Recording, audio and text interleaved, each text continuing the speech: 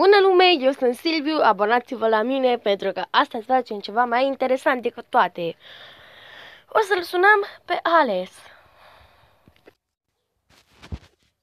O să-i ascund numărul, nicio problemă.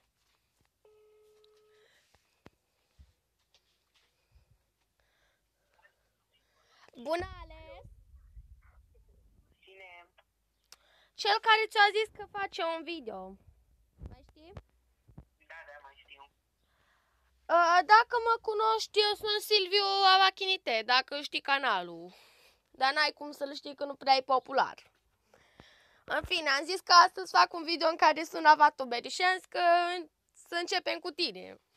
Asta nu mi-apară numărul de telefon, te rog. Oricum puneam poză. Puneam o poză peste. Că eu și așa editez, fac tot. Ok. Așa, acum o să-ți punem câteva întrebări. Ca să fie videoclipul mai interesant, știi tu. Da. Întrebarea 1. Cum de te-ai apucat tu de YouTube? Mă uitam la alte avatube, care acum unii s-au lăsat, alții nu, și am zis că de ce să nu cer și eu. Ok, întrebare 1 încheiată. Întrebarea 2. Cât ți-a luat să devii atât de popular pe YouTube? Păi, la câteva luni după ce am început să postez, am făcut 500 de abonați și am început să devin popular. Iar 1000 de abonați am făcut la 7 luni.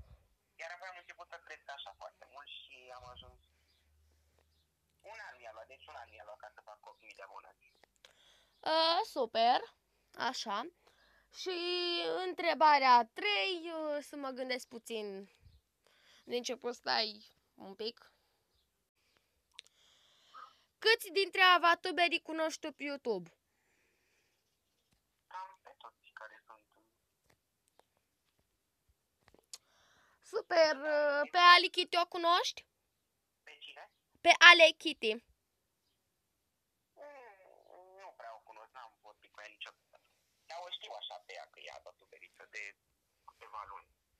Știu, acum aproape are 15k. Da, am văzut. În fine, cam acest a fost videoul, băieți. Vă rog să vă abonați și la Ales și la mine în același timp și încheiem videoul. Bye!